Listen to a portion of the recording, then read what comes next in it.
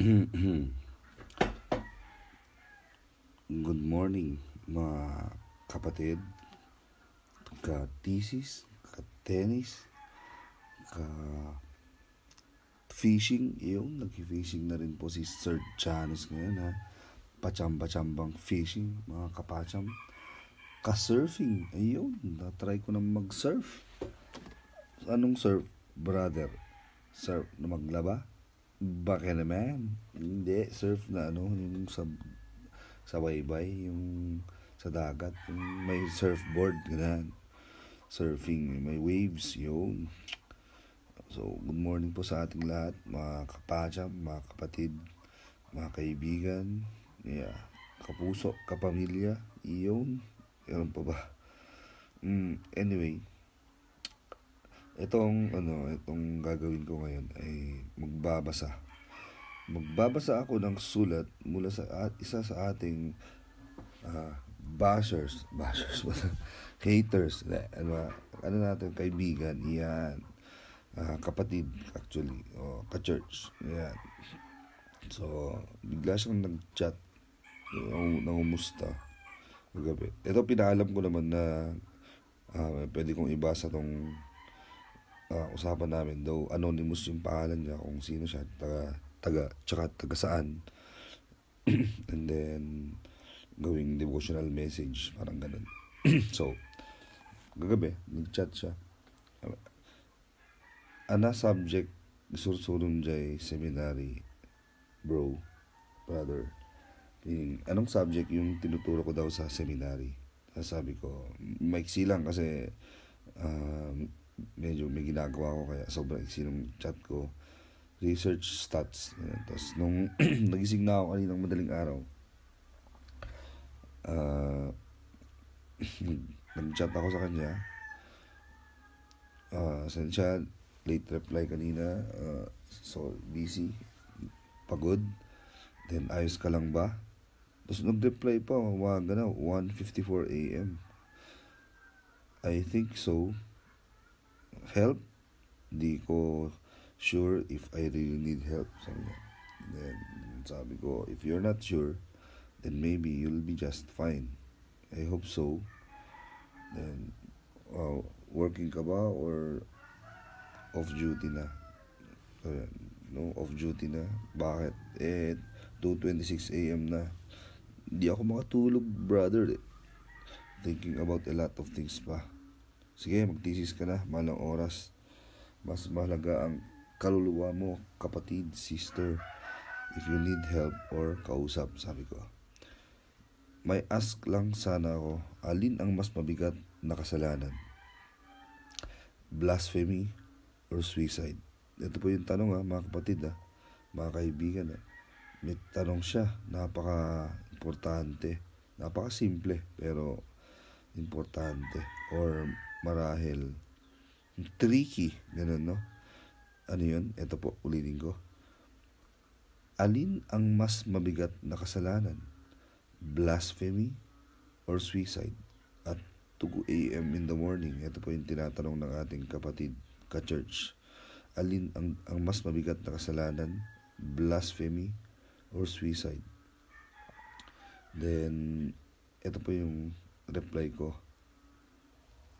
Anyway, no maring ka to no bigat or kada bigat, no kaya mo lang kapadasan. Imbes nga, bigat man naman trabaho ko, kabannog na ko, kasi negative. Hindi ko natin Biblia. Mabrayan tayo. Iyon, Ilocano, sorry. Ang sabi ko, bukas, pag-isip mo ng umaga, imbes na mag-isip ng mga negative things, ganito yung gawin mo. Parang ganun lang. Parang bibigyan ako ng unsolicited advice imbes na sagutin agad yung tanong. Siguro kasi hindi ko pa nabasa yung tanong kanina, kaya ako minessage yun. So, ito yung sinabi ko na gagawin niya, or pwedeng natin, if gusto nyo po, kada umaga, after nating mag-devotion, or kada umaga. Ito yung magandang attitude natin sa umaga. Para sa akin, Hindi ko naman to original. It's from the Bible actually. It's a verse. Ito yun. Di ba, dahil kanta tayo, ang simple, dubing camp, Sunday school. This is the day that the Lord has made, that the Lord has made. Yun. Sabi ko, nung bata tayo, or sa mga Sunday school camps, meron tayong kinakanta na kinakanta sa church, sa camps na napakasimple. This is the day that the Lord has made. Ba't inuulit mo, brother? I-play mo na nga lang. Gawalin mo din naman yun. O, sige, play ko na lang. Let us rejoice and be glad in it, for this is the day that the Lord has made. Let us rejoice and be glad in it. This is the day that the Lord has made. Yeah. Iti mga tayo, antay nga pag negative, palpak man na kinaldawin o man malpaskon. Yun, sabi ko, yun yung sabihin natin kada araw. I-declare natin that this is the Lord, this is the day that the Lord has made. Let us rejoice and be glad in it. Huwag tayong, umaga na naman, palpak na naman siguro itong ano to, nakapagod na naman, daming trabaho, daming worries, ang daming kailangang bayaran, daming taong kailangang iwasan dahil utang or bakit yung ugali, I don't know. O man productive yung trabaho man gusto naman di kayo sumbregen, kano kinsenas katapusan. Yun, dami na naman trabaho, parang ayoko na pumasok, kailan ba yung kinsenas tsaka katapusan, sana all may inaasahan sa kinsenas katapusan. Terrible, puro negative, mali, may batay, this is the day we declare with our lips, this is the day that the Lord has made for me. I will rejoice and be glad in it. He will provide my needs today. Seek ye first the kingdom of God and His righteousness, and all these things, all your worries, all your troubles will be gone. Yun. And then, malinaw naman yan, no? Hindi na ulitin. Hindi Ilocano. Kung mo parehas lang nga basol, oray no. Yun. Ito na pala. Nabasa ko na yung tanong na alin yung mas mabigat na kasalanan, blasphemy or suicide. So, bago ko sinagot yun, kumanta muna ako. Iyon, mag-recording artist ka sana, brother. I'll think about it, I'll pray about it, and I'll tell you my decision once God answers my prayer. Wag mo nang pag-isipan. Walang bibili ng record. Wala kang makikinig eh. Okay, ulitin ko po. Regadig salawasaw ka lang, uray ko. Kung mo parehas lang nga basol, uray gadig salawasaw ka lang. Ayan, ito na po yung sagot ko dun sa inquiry niya. Ano yung inquiry? Alin yung mas mabigat na kasalanan, blasphemy or suicide? Sabi ko, I don't know. Siguro parehas lang sila. Kahit nga mas mababang kesa sa dalawang yan, like pagsisinungaling, kasalanan pa rin. Ang kasalanan ay kasalanan. Uray white lie lang. Kahit white lie. Basit nagkusit ka lang tibinting. Kahit nagnakaw ka lang ng 25 centimos, meron pa ba nun? When blasphemy or suicide. Actually, uray garamid ka tim nasayat. Yun. So sabi ko, kahit na magnakaw ka ng 25, magsinungaling ng konti, magnakaw ng konting-konti, kahit blasphemy or suicide, parehas lang yan na kasalanan. Para sa akin, yun yung nakasulat sa Bible kasi, na lahat tayo ay nagkasala. And then, ito yung nakasulat sa Bible pa po. Walang kwenta. Kung napay, search mo kung ano yung pakabilukan na. Yun. Kasi sa Bible, sa Isaiah, chapter 64 verse 6, kahit nga yung good deeds natin, yung magandang gawain natin, ito, okay? So, kanina, yung kasalanan, yung pinag-uusapan, blasphemy, suicide, pagnanakaw, pagsisinungaling, alin yung mas mabigat? Pare-parehas lang yan na kasalanan. And actually, sabi sa Isaiah chapter 64 verse 6, pati nga yung mabuting gawa natin, hindi kaaya-aya sa sight ng Panginoon, sa pananaw or sa imatang. Ang ating mga mabubuting gawa ay ito, basahin po natin sa Isaiah. All our good deeds are like filthy rags in the sight of God. Ito tayo Google ta. Pakabilo ka na rin. Okay. Ayun, nahanap ko. Isaiah 64 verse 6. Thank you sa Google, Meta AI. Salamat sa Google. Ang bilis na mag-search ng verse ngayon. Although, syempre, pagka-search mo ng Google, later on, check mo rin yung Bible mo kung yun nga yung verse. Although, syempre, iba-iba na yung translation ngayon. But the essence is there. Ayan. May mga Bible na talagang marami, iba-iba yung translation. Pero parehas lang. Except yung mga ibang Bible na bias, meaning isang group lang or isang religious denomination lang yung nag-translate. Yung iba, for example, binabago nila kahit isang letra lang. For example, yung John 1:1, in the beginning was the Word, and the Word was with God, and the Word was God. Lahat yun capital G. Pero yung isang religion, ginawa nila, yung Bible nila, yung G dun sa dulo, small G lang. Kasi yun yung verse na magsasabing Diyos si Kristo eh. And the Word became flesh, and the Word was God, di ba? Kaya yung G nila, small letter, kasi daw yung Jesus Christ, hindi siya Diyos. Anak siya ng Diyos, pero hindi siya Diyos. Tapos yung iba naman, Diyos siya, pero maliit na Diyos. He is mighty God. Yung Father, yung Almighty God. Yan. Kung magbasa tayo ng verses na Almighty God din yung Son, ha? Wala. Hindi, meron. Tinago lang nila, binaliktad na naman, or ginawa na namang ang tawag dito, maliit na G. Yung mga nagbabago. Anyway, hindi tayo nag-judge po. Bahala na po yung ating judge, capital J, later on sa judgment day, kung ano yung para sa mga taong to na nagbabago o nagpalit ng verse sa Bible. Okay, so kung yung ating mga kasalanan ay syempre hindi kaaya-aya sa Panginoon, sabi nung Isaiah, pati pala yung good deeds natin hindi rin kaaya-aya. Paano yun? Isaiah 64:6, all of us have become like one who is unclean, and all our righteous acts are like filthy rags. Blasphemy, suicide, bagam. Uragam dagiti righteous acts tayo, dagiti good deeds tayo. In the sight of God, they are like filthy rags. Munti rag, pagpigadan, na dugyot, na pagpigadan.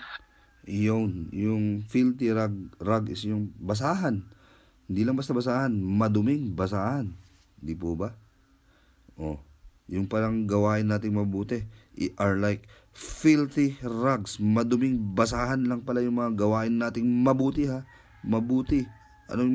Marami ba tayong ginagawa mabuti? Mamigay ng pera, mamigay ng pagkain, sa donation, charity, tumulong sa kapwa. Mabuti yun, no? Mabuti. Pero ang sabi sa Bible, lahat ng mga yun ay maduming basahan. Our good deeds are like filthy rags in the sight of God. Wow. Righteous acts na dyan, nagiging na imbang marami tayo na. They are filthy rags in the sight of God. So we cannot never boast nga nagsingpe na datultulo nga. Gaduti tultulo nga ang estudyante. Gaduti igika ti allowance na, or tultulo nga ti parents ko, or whatever. O rin niya dati tinulungan at tayo nga pulubi. Kasi dati pinakan ko, dati pinautanga. These are righteous acts, good deeds. In the sight of God, these are like filthy rags. Okay. So, then nag-reply po siya. So brother, may tsapera ang good deeds kahit nag-white lie ka lang, ganun. Yan. So, ang reply ko po, inulit ko lang yung new verse. All our good deeds are like filthy rags in the sight of God. There's nothing we can do, good or bad, to merit His grace. Wala po tayong magagawa, mabuti man masama, to merit. Alam niyo yung merit, yung parang makre-credit sa atin. Parang Merit, parang sa grades. Merit, yan yung merit mo. Yan lang yung nakuha mo. Ayan, wala tayong magagawa para pumasa sa Panginoon. Para ma-merit natin yung kanyang grasya, yung kanyang mercy. Pero, ito yung sabi ko, but though we are filthy and fishy and fickle and foolish and every F there is, etc. In John 3:16, it says, God loves us anyway. For God so loved the world, even though we are filthy, we are fishy, we do foolish things every day, God loves us. For God so loved the world, that He gave His only begotten Son, that whosoever believes in Him shall not perish, but have everlasting life. Then, ito na po yung last message ko sa kanya. 1 minute. Kailangan mong, tama na yung sinabi ko, hindi pwede madami para hindi ka malito. Ulitin mo na lang pakinggan yan, basahin, and then you meditate on it. Check yung mga verses. Kasi marami na akong gagawin. Pasensya na. Thank you very much sa time. Actually, pwede ko tong i-screenshot, screen record, play ko yung mga audio, magiging devotion na naman. pang post para merong isa o dalawang tao na makarinig ng message na to. Although, siyempre, tatakpa ko yung mukha mong maganda. Maganda ba? Na alls, maganda. Tsaka yung pangalan, yun. Para anonymous lang. Siguro, hindi ko pa alam. Anyway, yung note ko na next para sa'yo. So, basahin mo yung note ko dito sa Messenger. And then, sabi niya po, thank you, brother. God bless you more. Ayan, yun na po. Ano yung note ko? Check nyo yung note ko dun sa Messenger. Anong note? Yung note, yung parang nilalagay natin. Usually, nilalagay ko lang speak blessings. Yan. Nagaya ko yun kay Brother Dexter Domingo. Shout out sa'yo, Brother Dexter Domingo.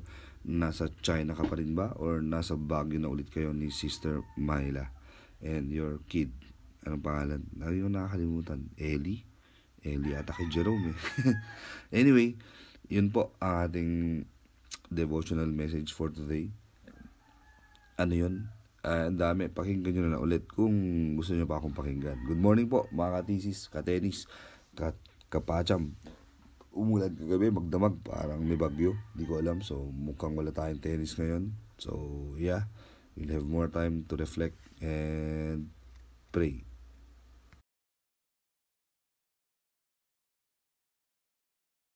Looking for thesis statistician? Sir Janus na yan. Sir Janus helped us way back 2019 with our thesis, and he's really accommodating and helpful. Legit, guys.